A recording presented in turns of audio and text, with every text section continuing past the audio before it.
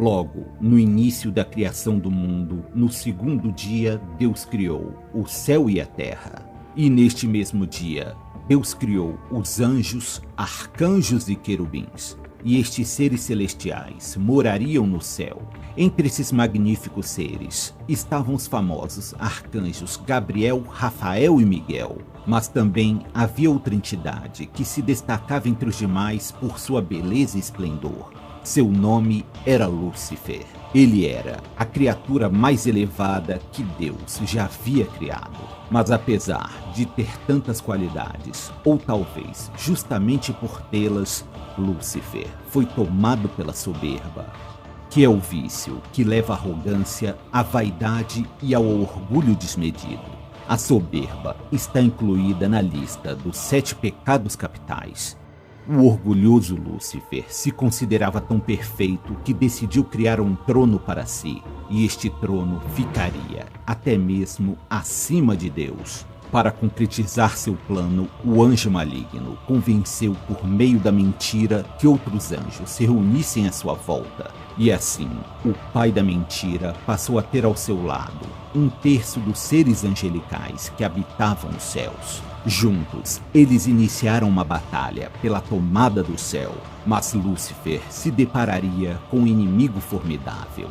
Este era o arcanjo Miguel, que comandou a milícia celeste composta pelos anjos leais a Deus. Para enfrentar os anjos do Senhor, Lúcifer se transformou em um poderoso dragão e duelou contra Miguel, que portava uma espada flamejante. Apesar de todo o seu poder, o dragão não foi páreo para Miguel, pois este tinha Deus ao seu lado. Lúcifer e seus anjos malignos foram expulsos do céu.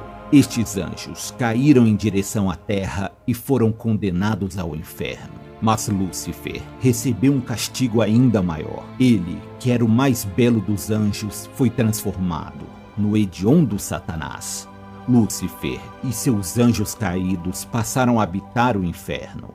Mas mesmo derrotado, Satã ainda desejava se vingar do Criador e decide atacar sua maior criação, que era o homem, aquele que havia sido criado à imagem e semelhança de Deus. Satanás, em forma de serpente, adentra o jardim do Éden e convence a ingênua Eva a provar do fruto proibido.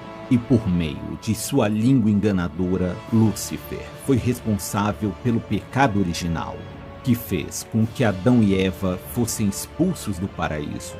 Satanás agora dedicaria todos seus esforços para afastar o homem de Deus, os transformando em pecadores. O anjo caído rejeitou a graça de Deus e passará a eternidade tentando destruir sua obra.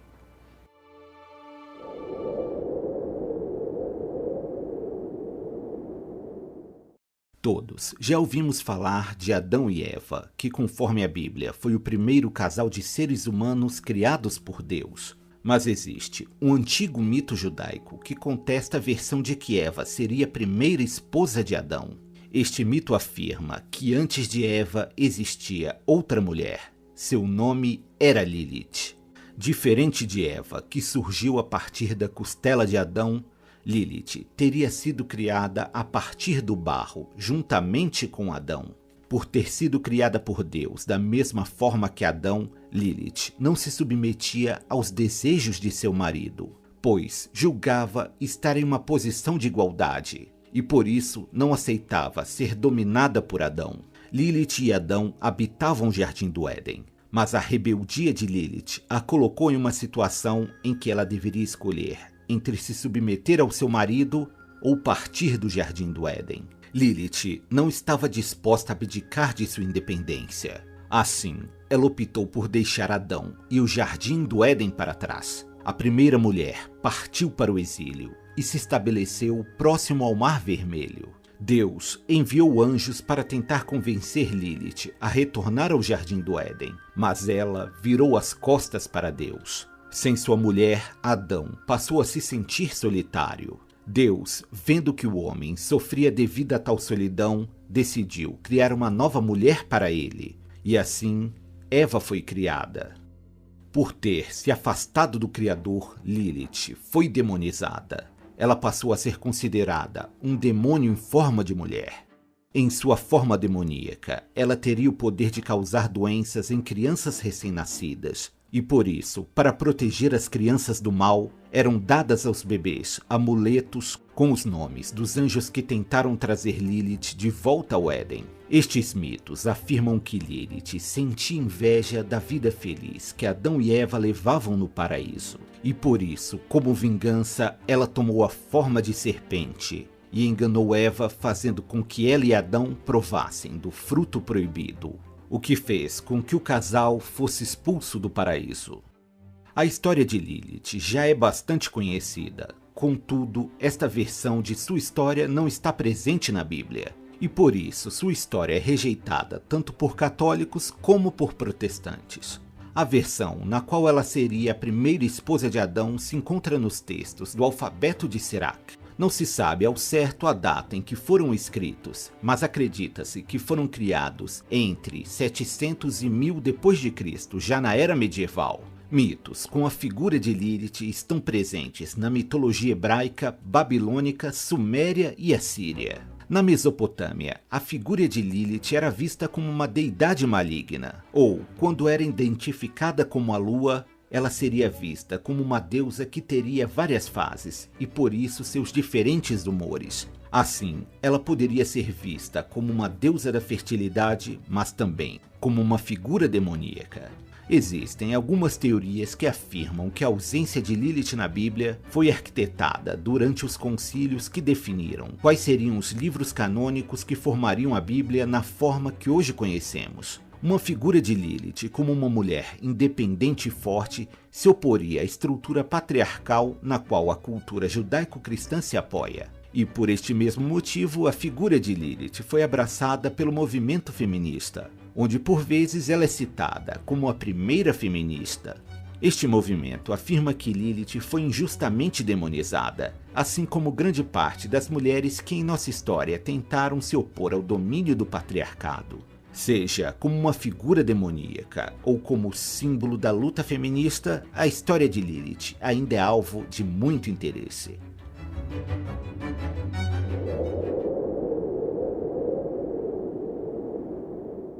Está profetizado na Bíblia que quando o fim dos tempos se aproximar, uma figura sinistra irá emergir. Este ser maligno ficará conhecido como o Anticristo. Ele será o oponente definitivo de Jesus Cristo quando este finalmente retornar. O Anticristo é filho de Satanás. E assim como Cristo, ele virá ao mundo a partir do ventre de uma mulher. Este ser, meio homem e meio demônio, irá se disfarçar entre os homens à espera do juízo final. No início, será difícil reconhecer o filho do demônio, pois ele não dará nenhum indício de sua origem, e menos ainda de suas intenções. Sua força se tornará ainda maior quanto menos os homens acreditarem nas forças de Satanás. Pois enquanto Deus diz no Êxodos, eu sou aquele que sou, o Anticristo diz, eu sou aquele que não sou.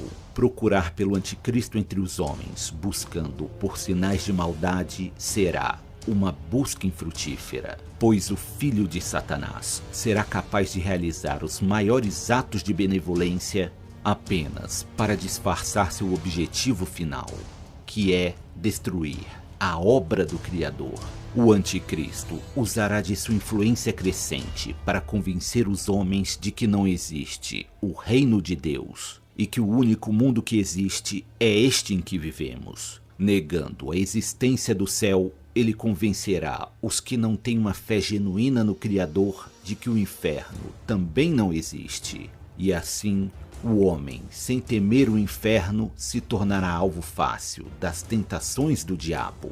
O Anticristo se tornará mais forte e influente quanto mais o juízo final se aproximar. Ele se tornará uma figura pública importante e suas palavras conquistarão milhões de almas para as fileiras de Satanás. O filho de Satã irá proclamar o direito à liberdade absoluta, pois ao negar o céu e o inferno, também será negada a ideia do bem e do mal, e assim tudo será permitido. Todos os valores pregados na Bíblia serão negados como dogmas de uma igreja corrupta, que impossibilita o desenvolvimento do homem com seus grilhões. O anticristo será portador de qualidades excepcionais. Ele será um gênio intelectual, dotado de grande poder de oratória. Suas habilidades políticas farão com que alcance um poder político nunca antes visto. Uma nova religião se formará sob o comando do anticristo. Este novo credo negará que Jesus seja o Messias profetizado. O filho do Satã se apresentará como verdadeiro e único Messias. Ao opositor de Cristo será concedido o poder de governar sobre todas as nações, e ele estabelecerá uma religião mundial. Alguns dizem que a influência do demônio chegará até o trono de São Pedro em Roma. A própria igreja será usada para tentar destruir a fé verdadeira. Como lobos disfarçados de cordeiros, usarão as palavras do Senhor de forma distorcida, apenas para afastar o homem do Criador. O anticristo fará uso de artimanhas que se travestem de verdadeiros milagres para assim ocupar o lugar que pertence a Cristo. Então ele marcará as pessoas com o número da besta. Quando o filho da perdição alcançar o auge de seu poder e muitos já tiverem se curvado à sua vontade, Jesus finalmente retornará para salvar a alma daqueles que não se renderam à tentação promovida por Satanás. E assim terá início o fim dos tempos. O título de anticristo já foi empregado a diversas figuras históricas, como Nero, Napoleão, Hitler, entre outros. Já Lutero, um dos líderes da Reforma Protestante, indignado com os rumos tomados pela Igreja Católica, proferiu que o Papa trabalha contra Cristo, o que faria dele um anticristo. Tal afirmação ainda ecoa entre alguns seguidores das doutrinas protestantes, que acreditam que o anticristo surgirá a partir dos sucessores de São Pedro.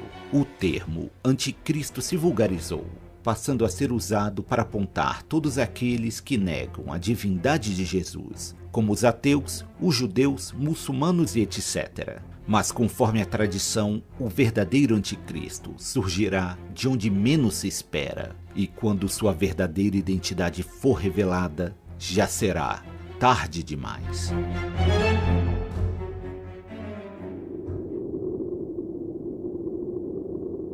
Conforme o Antigo Testamento, existe nas profundezas do oceano uma gigantesca criatura. Seu nome é Leviatã. Assim como todas as criaturas que andam sobre a terra, voam nos ares ou nadam nas águas, o Leviatã também foi uma criação de Deus. Tal criatura é descrita no livro de Jó, onde o próprio Deus descreve tal colossal monstro. A besta se assemelha a um enorme dragão marinho. Ao avistá-lo, os homens são tomados pelo medo. Nenhum homem é corajoso o suficiente para ousar despertar tal criatura, pois a ideia de vencê-lo seria pura ilusão. O próprio Deus descreve o Leviatã como uma criatura colossal, portadora de um poder incrível. O monstro, ao se deslocar, cria enormes ondas. Sua poderosa boca exibe dentes terríveis.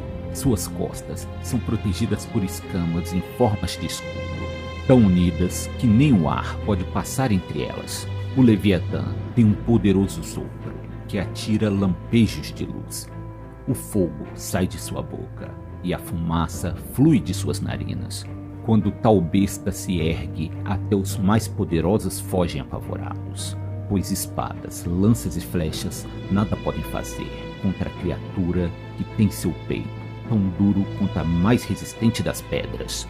Nada na terra pode se comparar ao poder do Leviatã, mas tal criatura deve sua existência ao desejo de Deus, pois assim como todos os seres, o Leviatã só pode ter seu alimento devido à graça de Deus. A besta serviu de inspiração para o filósofo Thomas Hobbes escrever sua obra O Leviatã.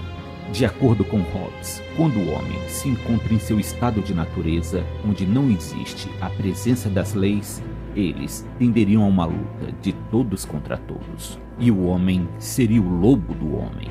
Para eliminar este estado de anarquia, é necessário que exista um pacto social, onde todos abrem mão de parte de sua soberania em nome de uma figura que tem o poder absoluto. Esta figura, que teria autoridade sobre os homens, seria o Estado, que, devido ao seu poder frente aos homens, Hobbes o compara com um gigantesco monstro bíblico, conhecido como Leviatã.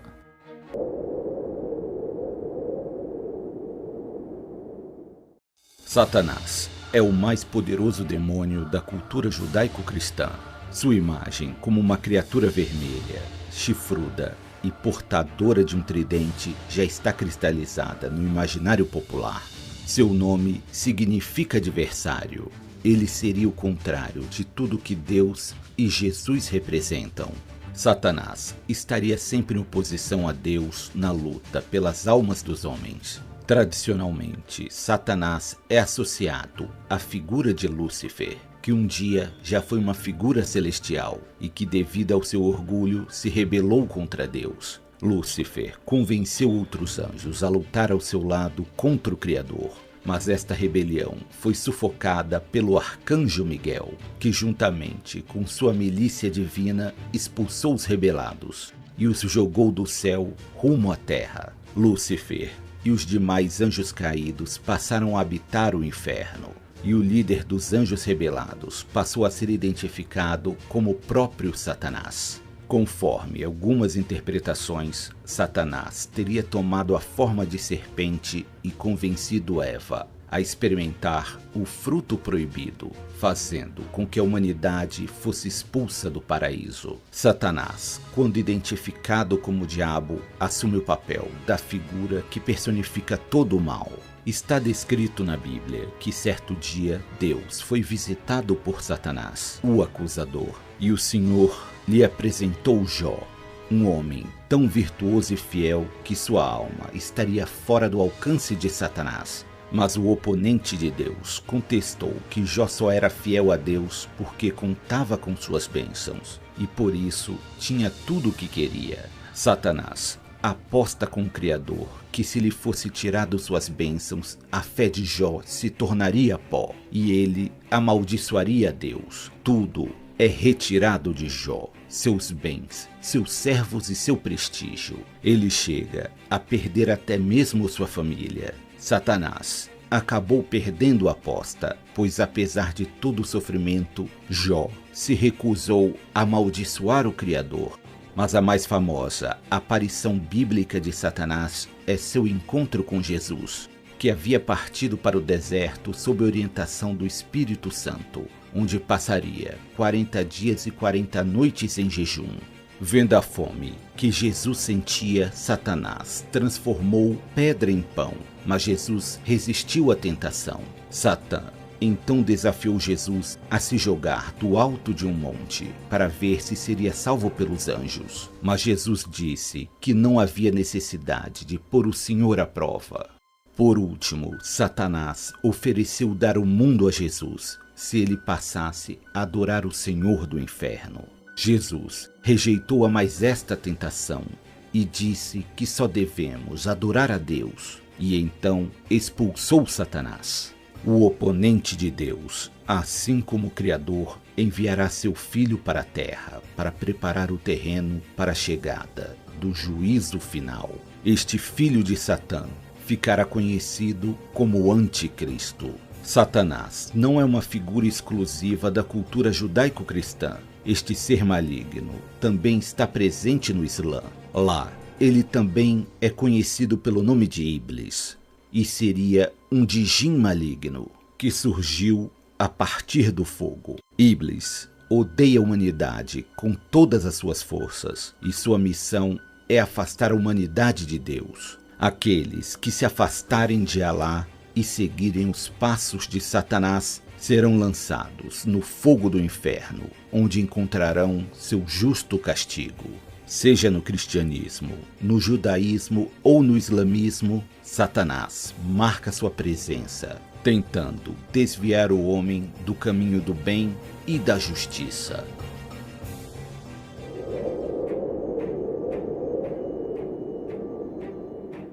O inferno é certamente um lugar assustador, um lugar de dor e sofrimento. Lá, os condenados estão destinados a um sofrimento eterno. Mas, conforme algumas tradições cristãs, as almas dos pecadores não estão lá sozinhas. Eles estão em companhia das mais sinistras criaturas, que se convencionou chamá-las de demônios. Mas entre estes demônios, 7 deles se destacam. Eles ficariam conhecidos como os 7 príncipes do inferno. Estes demônios estão relacionados a cada um dos 7 pecados capitais. Belfegor, o Senhor do Fogo, também é conhecido como o demônio da preguiça. Conforme algumas tradições, Belfegor já foi um poderoso arcanjo chamado Bastiel. Mas quando estourou a rebelião de Lúcifer nos céus, ele não tomou partido dos anjos rebelados de Lúcifer, mas também não apoiou o exército dos anjos do Senhor. Devido à sua inércia, ele foi considerado um desertor e jogado no inferno. Já Azazel estava entre os anjos caídos que se rebelaram contra Deus. No início dos tempos, Azazel se relacionou carnalmente com as mulheres que viviam na terra. Os frutos desta união ficariam conhecidos como Néfilins. Os descendentes de Azazel corrompiam a terra e por isso foram varridos pelo dilúvio gerado por Deus. Azazel, que um dia foi um anjo, se tornou um arquidemônio, que representa o pecado da ira. Mamon era uma das muitas divindades pré-cristãs. Ele passou a ser considerado uma figura diabólica, pois estava ligado ao pecado da ganância e da avareza. Jesus condenava o culto ao dinheiro, personificado na figura de Mamon, pois o homem não poderia servir simultaneamente a Mamon e a Deus. Beelzebu está ligada à figura de Baal, um antigo deus semítico da fertilidade, e Zebud, o deus das moscas. E esta fusão deu origem à figura de Beelzebud, o demônio das pestilências. Ele é tido como um dos mais poderosos demônios, apenas atrás de Lúcifer. Sua fome insaciável faz dele um devorador implacável. As pragas geradas pelo demônio devoravam tudo em seu caminho, e por isso ele está ligado ao pecado da gula. Asmodeus também é um poderoso demônio infernal. Sua origem remonta ao homem mais impuro que já existiu. Ele era o rei de Sodoma, a cidade do pecado. Asmodeus guiou os habitantes de Sodoma rumo à depravação, e por isso a cidade sofreu com a ira de Deus e foi arrasada. Asmodeus, o mais corrompido dos homens, ao chegar ao inferno, foi elevado à condição de demônio, e por sua lascívia foi relacionado ao pecado da luxúria. Leviatã é uma terrível criatura que habita as profundezas do Mediterrâneo. Seu enorme poder desperta o temor no coração dos homens. A descrição de tal criatura se encontra no livro de Jó, e tal relato a descreve como algo similar a um dragão aquático. O colossal demônio marinho está relacionado ao pecado da inveja. O último, e certamente o mais importante de todos os príncipes infernais, é Lúcifer, o líder dos anjos que se rebelaram contra Deus. Lúcifer era o mais belo de todos os seres celestiais, e por ter tantas qualidades foi tomado pelo pecado da soberba. Sua vaidade e seu orgulho desmedido o levou a se achar igual a Deus, e por isso ele liderou uma rebelião contra seu Criador. Os demônios foram derrotados pelas forças angelicais, lideradas pelo arcanjo Miguel, e os revoltosos foram expulsos do céu e jogados no inferno. Nas profundezas do inferno, Lúcifer e os demais príncipes infernais trabalham para corromper a obra de Deus. Estes demônios aguardam a chegada dos dias que precedem o retorno de Cristo, quando eles tomarão a terra por meio do Anticristo e combaterão novamente as forças do Criador.